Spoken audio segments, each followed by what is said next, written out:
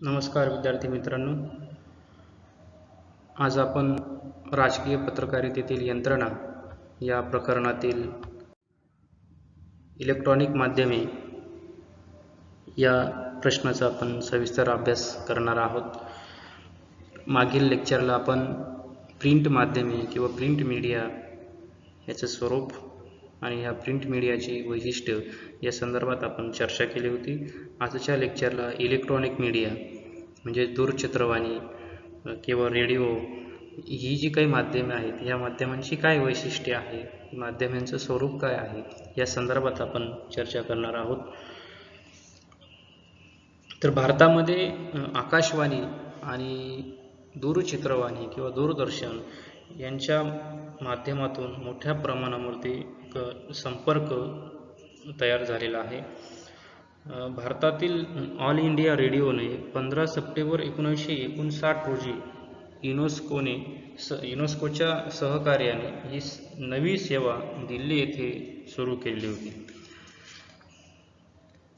त्यानंतर दूरचित्रवाणीने सुद्धा जनतेचं मनोरंजनाबरोबरच जनतेचं राजकीय सामाजिकरण घडवून आणण्यावरती मोठ्या प्रमाणामध्ये भर दिलेला आपल्याला दिसून येतो.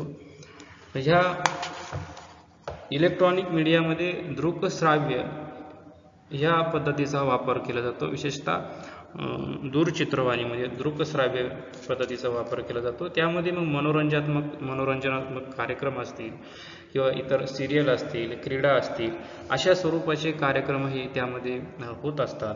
मग बातमीपत्र हा त्यातील एक कार्यक्रम असतो. या सॅटेलाईटच्या माध्यमातून अनेक चॅनल यामुळे आपल्याला दिसायला लागले.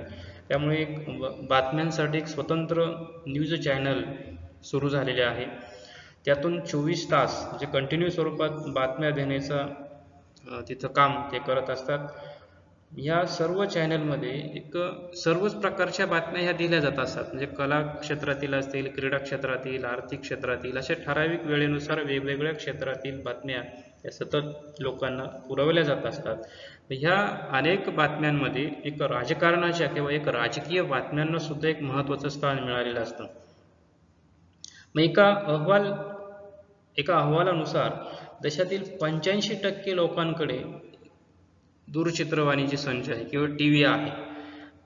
या 85% लोकांकडे ही दूरचित्रवाणी असल्यामुळे मोठ्या प्रमाणामध्ये ह्या माध्यमातून लोकांना राजकीय घडामोडींची माहिती ही मिळत असते. या दूरचित्रवाणीच्या माध्यमातून जे काही बातम्या प्रसारित होत असतात त्यांची काय वैशिष्ट्ये आहे, तर याचा आपल्याला आज अभ्यास करायचा आहे.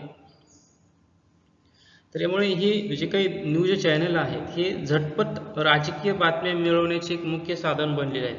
त्यामुळे त्या बातम्याही कधी कधी दाखवल्या जाऊ शकतात. अशा वेळेस एक स्वतंत्र चॅनलमुळे अँकर, उपसंपादक, व्हिडिओ एडिटर, रिपोर्टर असतील यांच्या अनेक जागा वाढल्या. त्यामुळे नवीन पत्रकारांना एक नोकरीच्या संधी तिथं मिळालेल्या आहे. तर अशा या नवीन अस्तित्वात आलेल्या ह्या वेगवेगळी चॅनल आहे, तर यांचे काय वैशिष्ट्य आहे याचा आपण थोडक्यात अभ्यास करायचा आहे. तर त्यातील पहिलं जे काही वैशिष्ट्य आहे ते म्हणजे माहितीचे तात्काळ प्रसारण होत असतात. हे सगळ्यात महत्त्वाचं वैशिष्ट्य आहे की दूरचित्रवाणीच्या किंवा टीव्हीच्या माध्यमातून बातम्यांचे जे काही संकलन आहे अतिशय जलद गतीने होत असते. जे आपण प्रिंट मीडिया बघितलं तर आदल्या दिवशी जी काही घटना झालेली असेल त्याचं दुसऱ्या दिवशी मग आपल्याला लिखित स्वरूपामध्ये ती बातमी वाचायला मिळत असते. परंतु ह्या दूरचित्रवाणीच्या माध्यमातून ती घटना घडल्यानंतर लगेचच 5-10 मिनिटांमध्ये, एखाद्या तासामध्ये लगेच व्यक्तीला ती लाईव्ह टीव्हीवरती बघायला, त्याचा व्हिडिओ बघायला मिळत असतो. एखादी घटनेनंतर एक सोशल मीडियाच्या माध्यमातून ती व्हिडिओ मिळवून संबंधित पत्रकार त्याची बातमी देत असतात. जर कदाचित पत्रकार तिथे नसतील, पत्रकार जाण्यासाठी वेळ लागणार असेल तर कधी कधी घटना घडताना व्हिडिओ शूट केला जातो, लगेच मीडियाला पाठवला जातो आणि लगेच काही मिनिटांमध्ये तो आपल्याला टीव्हीवरती बघायला मिळतो. त्यामुळे ह्या बातम्या अशी ते तातडीने, अशी कमी वेळामध्ये या न्यूज चॅनलवर येत असतात. ह्या बातमीच्या पार्श्वभूमीवर संबंधित छायाचित्र किंवा पत्रकार असतील त्याचं संपूर्ण विश्लेषण करून लोकांना ती माहिती पोचवत असतात. त्यानंतर पारदर्शकता, एखादी बातमी जर चुकत असल्यास लगेचच समजावून त्याचे परिणाम सुद्धा लगेच दिसून येतात. त्यामुळे बातमीची तातडीने दुरुस्ती करता येते. जर एखादा व्हिडिओ चुकीचा असेल आणि त्याची पारदर्शकता नसेल तर तो लगेच दुरुस्त करता येतो, तो डिलीट केला जाऊ शकतो किंवा त्याचा सपोर्टिंग जो काही व्हिडिओ असेल दुसरा तोही तिथं दाखवला जात असतो. त्याबरोबरच प्रेक्षक संख्या, म्हणजे एखादी बातमी किती प्रेक्षकांनी पाहिली हे चॅनलच्या TRP वरून दिसून येत असते. त्यामुळे कोणती बातमी प्रेक्षक जास्त बघतो हे सुद्धा यामुळे कळून येत असतं. म्हणजे राजकीय बातमी जास्त बघतात की आर्थिक बातमी जास्त बघतात की शेअर मार्केटमधील किंवा इतर जे काही बातम्या असतील, कृषी क्षेत्रातील असतील, सामाजिक क्षेत्रातील असतील, त्या बातम्या व्यक्ती अधिक बघतात. तर याचं सर्व TRP वरून सर्व माहिती ही कळून येत असते. तसेच त्या TRP वाढला की त्यांचा एक व्यवसाय वृद्धी सुद्धा त्यांचे होत असतं. त्यामुळे हे प्रेक्षक वाढवण्यासाठी न्यूज चॅनलमध्ये अलीकडच्या काळामध्ये मोठ्या प्रमाणामध्ये एक स्पर्धा दिसून येत असते. त्यामुळे चांगल्या बातम्यांवरती चटपटीत बातम्या देण्यावरती पत्रकारांचा भर असतो. जर राजकीय नेत्याचे एखादे वादग्रस्त वक्तव्य असेल तर ती बातमी या पत्रकारांच्या दृष्टीने चटपटीत असते. एखाद्या व्यक्तीने, राजकीय व्यक्तीने जर काही वादग्रस्त वक्तव्य केलं की लगेच ती बातमी त्या मिनिटाला लगेच तिथं मीडियावरती दाखवली जाते आणि लगेच सर्व लोक ती बातमी बघतात. ती बातमी बघितल्यानंतर त्या मीडियाचा किंवा त्या चॅनलचा TRP हा वाढत असतो. त्यानंतर चौथं वैशिष्ट्य आहे व्यवसाय वृद्धी. म्हणजे एखाद्या नेत्याला निवडणुकीला पोषक होतील अशा बातम्या दाखवून न्यूज चॅनलची संस्था व्यवसाय वृद्धी करत असते. म्हणजे निवडणुकीच्या काळात जास्तीत जास्त व्यवसाय कसा मिळवता येईल यासाठी संबंधित विभागाचे प्रमुख प्रयत्न करत असतात. त्यामुळे निवडणुकीच्या काळामध्ये कोणत्या नेत्याच्या बातम्या किती दाखवायच्या, कोणत्या स्वरूपात प्रसारित करायच्या हे एक संपादक मंडळ ठरवत असतं. असे असले तरी सर्वच राजकीय नेते व्यवसाय देतील असे नाही, तर TRP वाढवण्यासाठी काही नेत्यांनी वादग्रस्त वक्तव्य कामी येत असतात. जे व्यवसाय वृद्धी करण्याचं कामही हे न्यूज चॅनल करत असतात. त्यांचं त्याशिवाय होऊ शकत, त्यांचं व्यवसायाचा जो काही विकास आहे तो होऊ शकणार नाही आर्थिक स्रोताच्या माध्यमातून.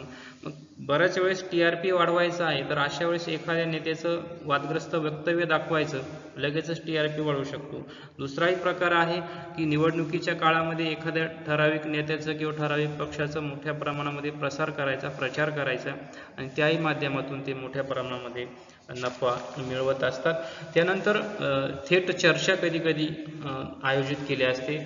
म्हणजे न्यूज चॅनलवरती थेट चर्चा ही घडून आणली जाते. एखाद्या दिवशी जर महत्त्वाची काही घटना घडली असेल तर लगेच सायंकाळच्या वेळेस किंवा दुपारच्या वेळेस लगेचच त्याच विषयावरती त्या विषयातील जे काही तज्ज्ञ मंडळी असतील, ते संबंधित अधिकारी असतील किंवा संबंधित राजकीय क्षेत्रातील मंत्री असेल, आमदार असेल, यांना लगेच इमिजिएट बोलावून त्यांची चर्चा ही घडून आणली जाते. यामध्ये मग सत्ताधारी असतात, विरोधक असतात, प्रशासक असतात आणि त्यांच्या समोरासमोर चर्चा ही केली जाते आणि त्या विषयावरती एक खोलवर चर्चा घडवली जाते. कधी कधी तो प्रश्न तात्काळ मार्गी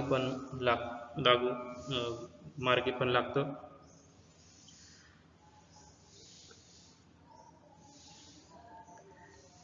तर अशा पद्धतीने ही इलेक्ट्रॉनिक मीडियाची जी काही माध्यमे आहे तर ही माध्यमांची ही जी काही वैशिष्ट्य आहे, म्हणजे दूरचित्रवाणीच्या बातम्यांची वैशिष्ट्य ही आहेत. माहितीचे तात्काळ प्रसारण होते, पारदर्शक असतात त्या बातम्या, प्रेक्षक संख्या लगेचच समजून येते, किती प्रेक्षकांनी हा चॅनल बघितला, किती प्रेक्षकांनी ही बातमी बघितली याची लगेच आकडेवारी ह्या दूरचित्रवाणीच्या न्यूज चॅनल्सला लगेच समजून येत असते. त्यानंतर व्यवसाय वृद्धीसाठी हे पत्रकारिता किंवा हे न्यूज चॅनल सतत प्रयत्नशील असतात. निवडणुकीच्या काळामध्ये इथं याचा व्यवसाय जो आहे हा व्यवसाय अतिशय त्यांचा वाढीस लागत असतो. त्यानंतर वेगवेगळ्या विषयावरती थेट चर्चा घडून आणतात. विरोधकांना आणि सत्ताधाऱ्यांना एकमेकांसमोर बसवले जाते, त्यांचे समोरासमोर चर्चा केल्या जातात. राजकीय विश्लेषक असतील, लोकप्रतिनिधी असतील, सर्वसामान्य नागरिक असतील तर यांना समोरासमोर घेऊन चर्चा होते आणि त्यातून एक सरकारवरती प्रेशर आणून आवश्यक ज्या काही सुधारणा आहेत या सुधारणा घडून आणल्या जाऊ शकतात किंवा त्यातून जनतेचं सुद्धा एक राजकीय सामाजिकरण हे घडून येत असतं. तर अशा पद्धतीने ही दूरचित्रवाणीच्या राजकीय बातम्यांची वैशिष्ट्ये आपण अभ्यासलेली आहेत. धन्यवाद.